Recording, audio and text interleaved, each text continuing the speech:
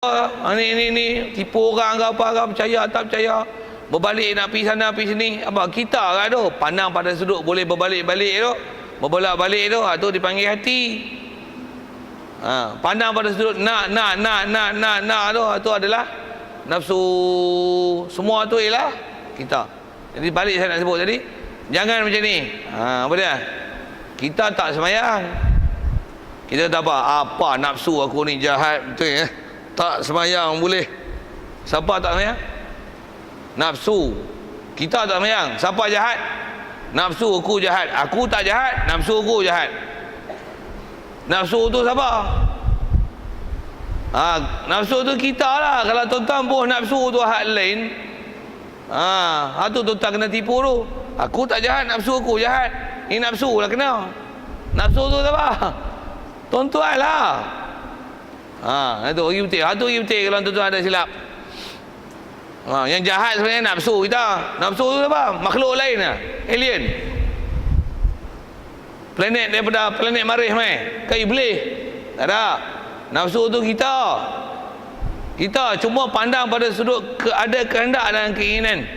Ada nak tu. Nafs. Dia panggil nafsu.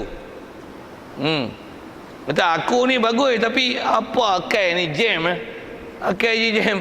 Bukan jam tu hang lah jam. Sikit kan.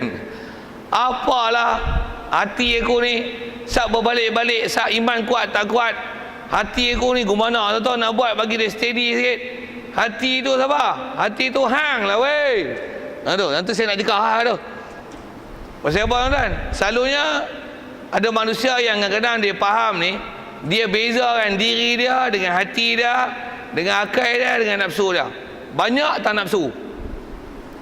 Nafsu ni nafsu aku jahat sungguh lah. Pasal nafsu tu dia yang jahat tu. Tapi dia bersihkan diri dia. Dia kata yang jahat nafsu dia bukan dia. Tentu tak betul. Tentu tak betul. Jadi saya sebut tentu tak betul. Jadi yang betul apa? Semua tu sebenarnya dia adalah kita. Cuma bahasa umum dia dengan satu bahasa roh. Nama dia berbeza disebabkan kita fokus kat mana. Fokus boleh berfikir akal, fokus boleh berbalik hati, fokus pada kehendak nafsu. Siap. Saya ngaji Tok Guru buat kesimpulan tu. Saya bagi kesimpulan yang saya ngaji. Syarah tuan-tuan pergi tengok lain. Ada penceramah pandai kan, pergi tengok. Dia goreng tak goreng punya pasal. Tapi kalau dia cakap yang salah macam saya sebut tadi tu, yalah. Kalau dia katakan macam ni, tuan-tuan sebenarnya kita ni tak ada apa-apa. Baik buruk kita nafsu kita. Jadi kita kena didik nafsu kita tu bagi jadi baik. Nafsu kita ni dia asing pada kita. Dia asing pada kita, jam out ustaz ni. Pelak. Muhbir pelak. Merepet. Untuk macam mana? Nak baik nafsu apa? Baik kita lah. Macam mana nak baik bagi kita jadi baik? Kita lah kena bagi jadi baik. Kena kurang makan, kena kurang tidur, kena dengar mengaji duduk depan. Baik awal dengan kitab, dengan tulisan, dengan catatan, soal jawab. Itu mujahadah. Apa lagi seumpama tu kita buat bersusah payah untuk buat agama, bangun tahajud malam siang, pergi jemaah masjid, apalah. Kita buat bersusah payah, istiqamah pula tu satu. Itu adalah kaedah untuk membetulkan nafsu. Baru nanti kita ada akal. Baru kita nanti ada iman. Hati kita tak balik-balik. Sikit saya sebut dengan bahasa-bahasa itu. Jadi realitinya apa? Roh kita. Roh kita adalah kita. Dan jangan tak tahu tuan-tuan, kita ni realiti kita adalah roh kita. Jasad ni dia sangka bagi buh untuk menzahirkan wujud kita kat dunia. Buh pun bahasa itu. Sangka banget dah. Sini dah sangkar. Apa lagi just a body only kan. Pasal roh tak ada. Habis kita. Tu kita apa? Siapa kita sebenarnya yang boleh menyebabkan jasad kita tak fungsi yang bila mati tu? Siapa kita sebenarnya? roh lah. Bila kita mati tu, yang pi tu, itulah kita. Hak sangka kita tinggal ni. Orang basuh, mandi, sembahyang, kapan, angkat usung buah kubak. Tu sangka kita. Kita kena cabut keluar. Sagi buah balik, nak tanya. Nanti bab tu lah, bab soal muka nakir tu. Marah buka, tanya kita tu. Pasal roh dikembalikan ke jasad sekadar untuk boleh jawab soal muka nakir. Sabar tu, kita lah. Akhirat esok, bangkit pada sangka bawah ada kubur. Roh kita balik kat sangka. Yang kita belajar dulu balik pada ajbuz zanab. Orang Ta'ala buat sangka lain, masuk balik roh. Ya apa ni? Kita lah. Roh kita lah tu. Jadi roh kita tu boleh melihat. Oh, boleh jawab. Roh kita tu boleh melihat. Ya lah, roh kita boleh lihat, boleh dengar, boleh bercakap, boleh fikir. Ada nafsu, ada hati, ada akal. Tu siapa roh tu? Roh lah. Semua keupayaan yang ada kat kita adalah roh kita. Ini roh lah semua tu. Saya ngaji, Tok Guru kata itu. Saya bagi kesimpulan kat tuan-tuan. Hak duduk ngaji senang. Tok Guru bagi satu, tak ganjah lah. Dia bagi sebiji tu telan betul lah. Sebelum tu pun pening tak dengar orang hurai macam ni, orang macam ni. Tak sudah tak. Senang tau, pergi betul lah tengok dia syarah. Dia kata, aku syarah ni, hampa nak tengok, pergi tengok kitab ni. Tengok Sawi bagi Jaharah ada, ni ada, disebut lah tu. Tuhfatul Murid ada. Nak tengok bab nafsu ni huraian detail macam ni, kitab tasawuf macam ni ada. Tapi sebenarnya apa? Nafsu tu apa? Kita lah. Kita jadi malas. Kita lah malas. Nama lah nafsu amarah, nafsu mulhamah, nafsu lawamah. Bagus sikit. Nafsu mutmainnah. Naik sikit. Radiyah, mardiyah, kamilah. Siapa tu? Kita lah. Kita ada apa? Jasad kita. Dah, roh kita. Dengar elok. Jadi kita adalah roh kita. Dan roh kita makan bukan macam kita makan. Kita makan nasi, makan jasad. Roh tak makan. Roh tak makan minum kan.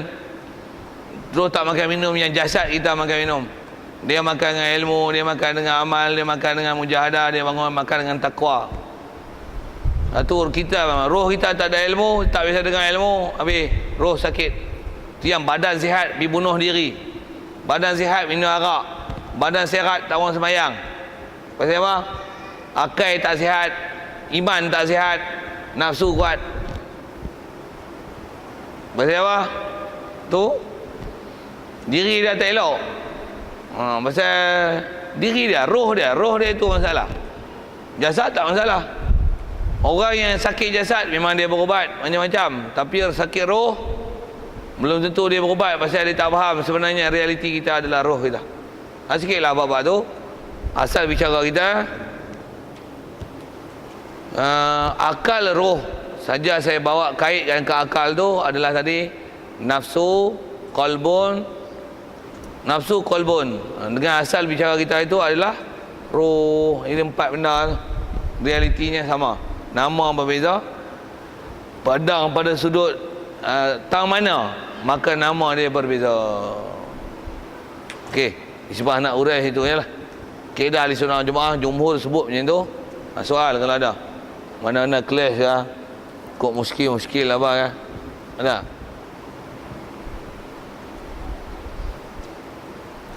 Ikut jauh sikit tak? Nak cakap kena jerit. Dulu best duduk dekat. Lahung itu boleh dengar? Ada? Ya, sila. Ya. Orang? Aha. Ya. Ya. Orang gila kan, dia tak ada akal. Untuk soalan dia tahu tak? Adakah dia macam binatang? Ya, jadi faham pada roh, dia ada roh. Tapi roh dia tak ada akal. Maksudnya roh dia dari sudut kebolehan berfikir tak ada. Jadi satu kata tak ada akal, otak ada, itu kita sebut lebih kurang tadi lah. Dari segi tak ada taklif syarak, ya betul ayat tu, dia sama macam binatang. Sama dari segi sudut tak ada taklif. Ayam kena semayang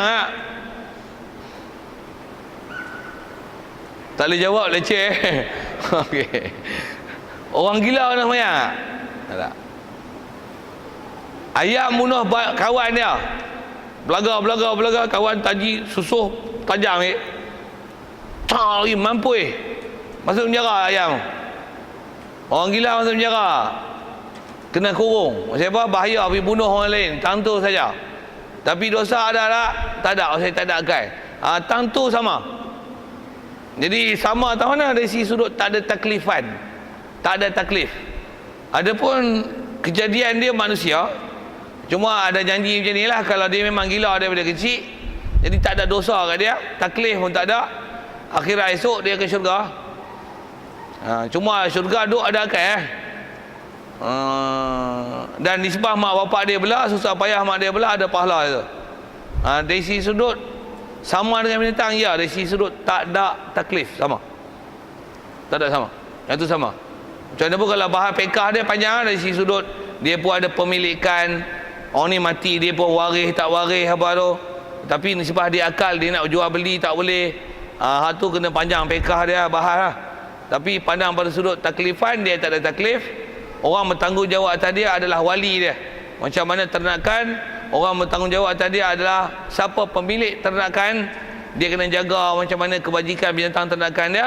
Begitu juga lah siapa yang jadi wali kepada orang gila ni, dia kena fikir macam mana nak buat kebajikan pada orang di bawah jagaan dia yang tahap pemikirannya tak waras, yang nama gila tu. Dari segi sama binatang, tentu sama. Dari segi sudut tak ada taklif, tak ada taklif. Lain.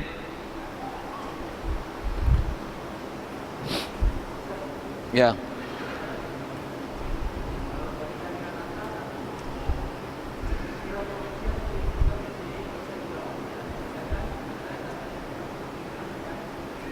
Tak ada pendengaran. Ya. Ya. Ya, best. Soalannya ialah manusia yang bila panca indera dia tak ada, pendengaran tak ada, penglihatan tak ada, cakap tak boleh. Jadi akal dia dengan nafsu dia tu macam mana?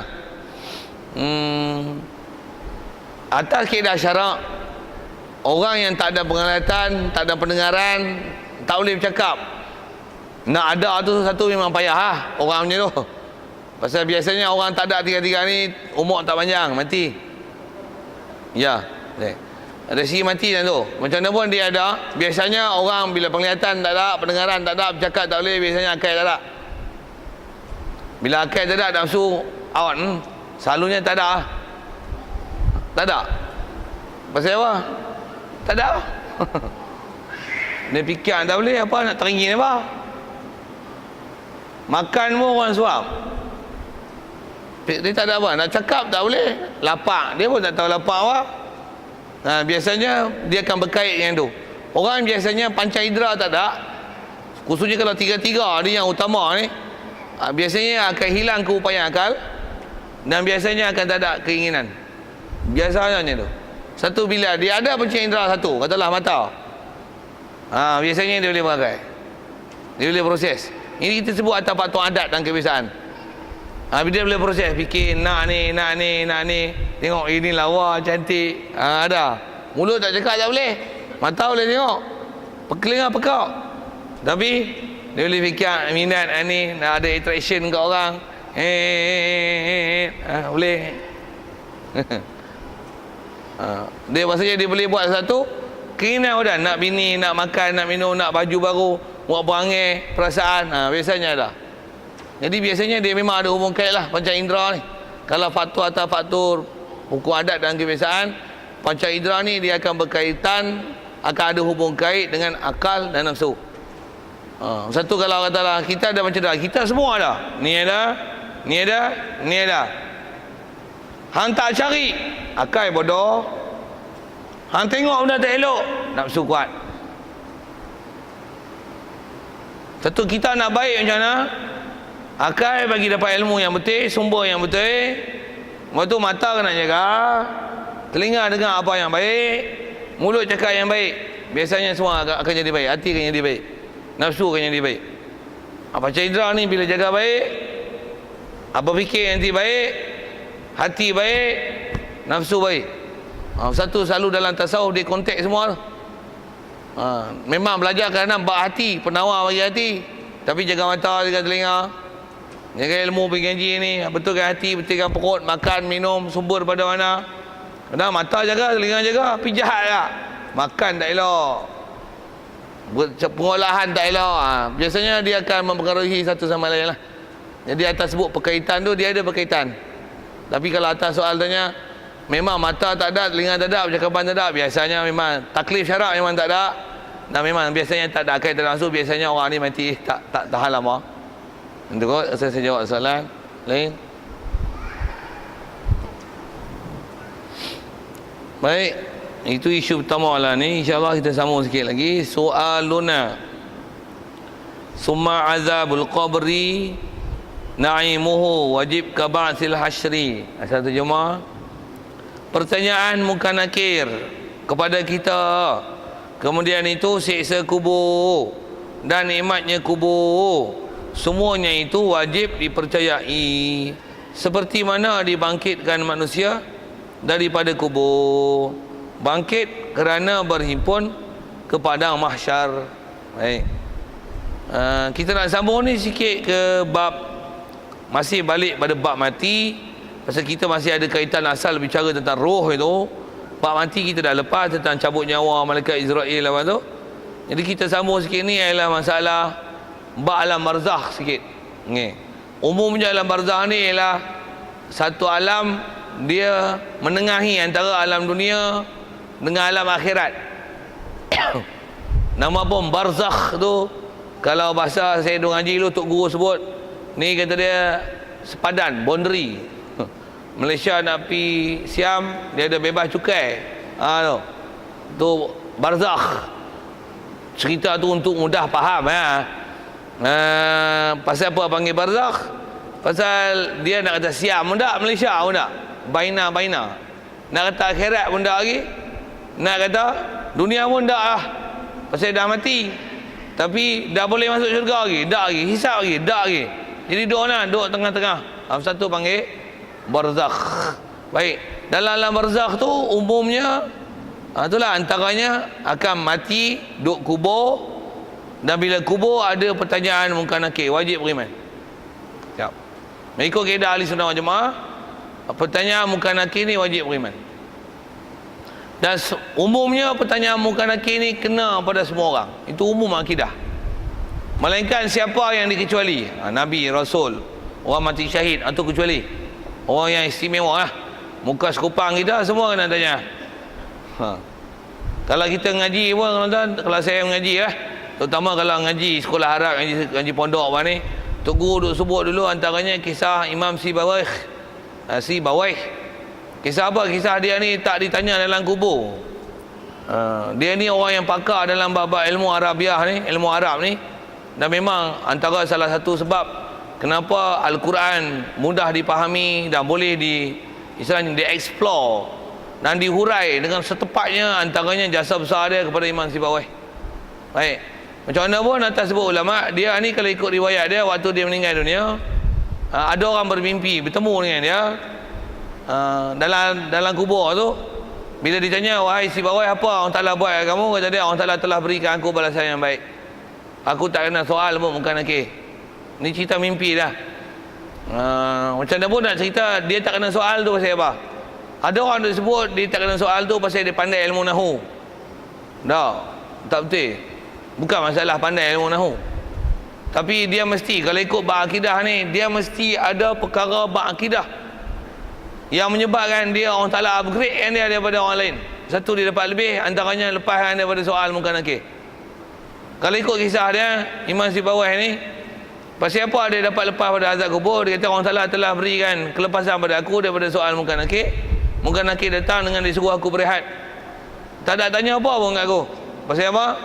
Antaranya kata kerana masa dia hidup dulu, antara benda yang dia kelahi dalam ilmu perbahasan ilmu Arab ni adalah bicara tentang isim makrifah, tentang al-ma'arif. Dalam ilmu nahwu, kalau tuan-tuan belajar ada isim nakirah, isim makrifah, ada isim makrifah. Isim makrifah ialah domir, isim isyarah, isim alam, isim mausul, ada alif lam yang mudah pada isim makrifah ataupun munada nakirah yang maksudah.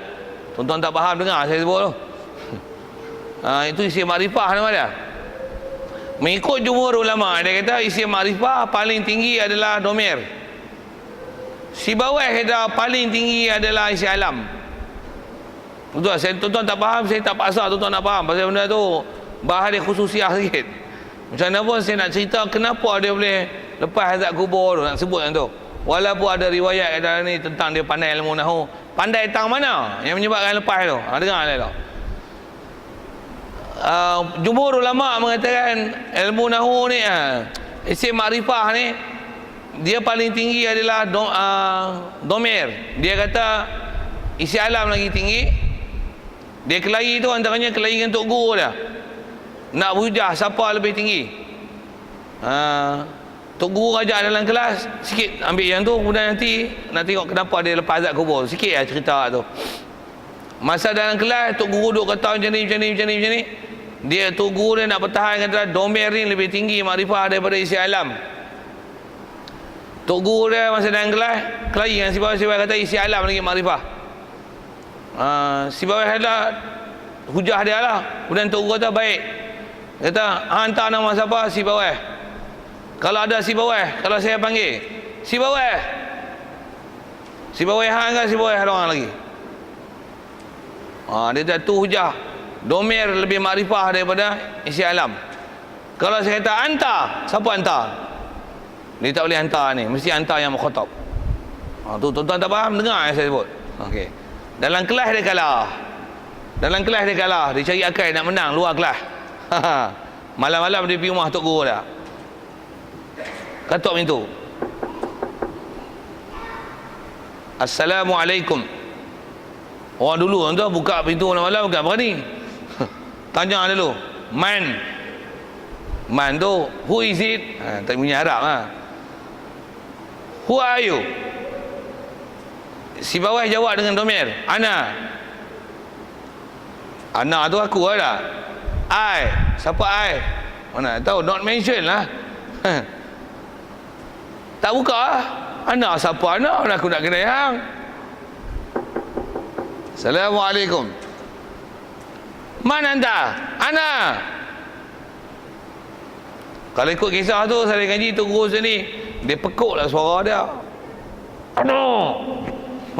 Tok Guru tak kena. Kalau tak suara boleh kena.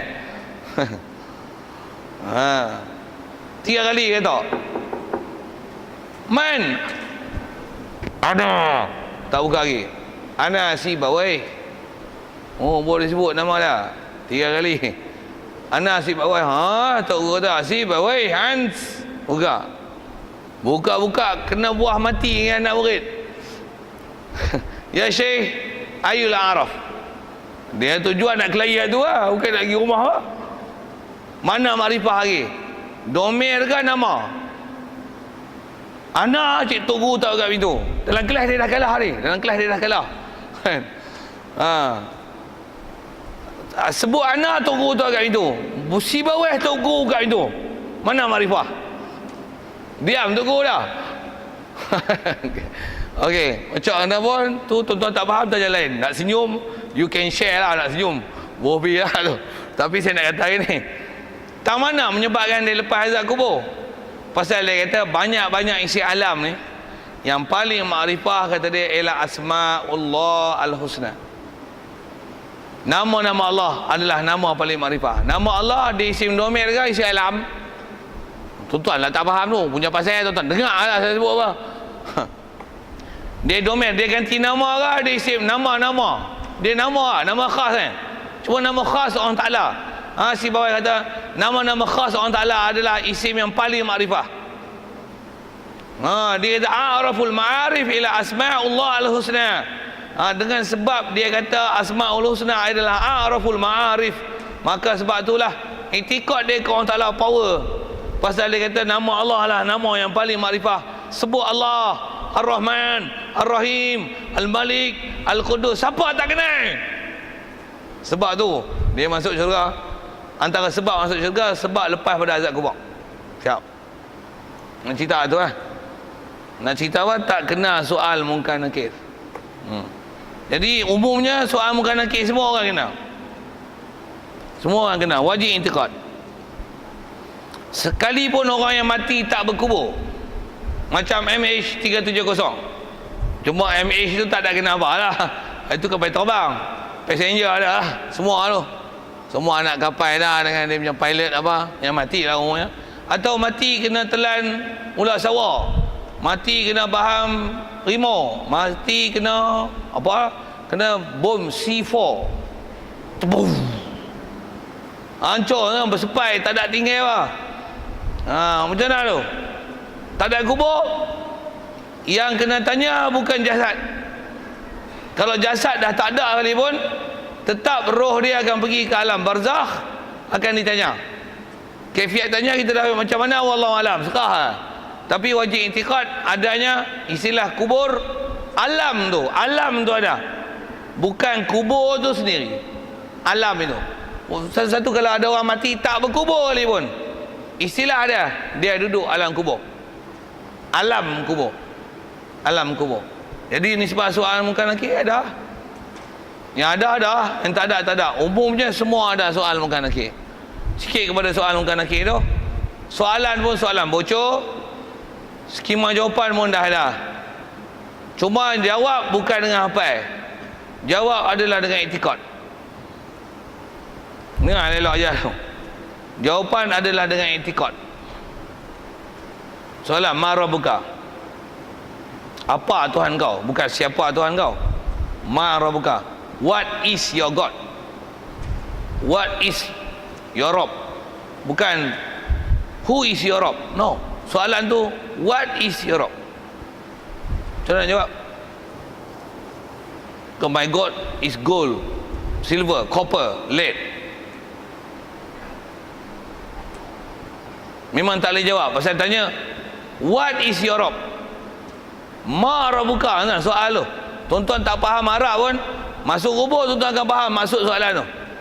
Walaupun kat dunia tuan-tuan tak bisa belajar dan tak bisa dengar kuliah-kuliah khas bicara apa tu. Selalu dengar siapa Tuhan kamu, bukan siapa Tuhan kamu lah. Dia tanya apa Tuhan kamu.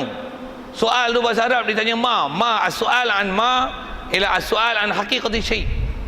Tanya definisi, apa Tuhan kamu? Tak ada siapa boleh jawab. Tu nak jawab apa? Jawab takat nama Allah Rabbi. Mana boleh jawab bahan? Kalau tuan-tuan tanya ma rabbuka, Tuhan aku ialah muka dan tangan dan duduk yang layak dengannya. Tu Wahabi sikit saja lah, sikit Wahabi habis jawab tak betul. Pasal tanya tu bukan tanya nama, tanya apa. Tuan tanya apa Tuhan kau. Kalau tuan-tuan terfikir Tuhan aku ni muka, habis out. Tuhan aku ialah tangan yang layak, out. Pasal tuan-tuan jawab dengan apa? Memang soalan apa, tapi tak ada siapa boleh jawab apa itu. Kaedah jawab mesti kena jawab Allahu Rabbi. Pasal Allah Ta'ala bukan boleh dipikir apa dia. Soalan pertama akidah. Tuan-tuan tak lulus kantoi awal lagi. Kalau tuan-tuan duk iktikad Allah Ta'ala berbentuk, berjirim, berjisim, berbentuk, ada rupa, ada tangan, ada kaki, ada apa berbentuk, tuan-tuan terbayang, tergambar macam ni, habis awal lagi. Nak sebut sekali lagi, soalan bocor, skema jawapan dah ada, panduan pun dah pergi, peksa pun boleh ambil tauliah kalau ikut tu. Tuan-tuan boleh jawab, tak boleh jawab, bukan di atas hafalan, tapi tuan-tuan faham apa, tuan-tuan duk iktikad apa. Tuan-tuan duk iktikad apa? Selama ni tuan-tuan duk iktikad orang salah tu macam mana? Itulah tuan-tuan akan jawab dalam kubur tu. Pasal tanya dengan soalan ma. Kalau saya tanya, tuan-tuan ni apa? Tuan-tuan jawab, Terkebir-kebir kat jawab tu. Tuan-tuan apa? Saya kombinasi tanah, air, angin, api. Tuhan pun kau jawab macam tu, sikitlah ke situ. Asal nak sebut ialah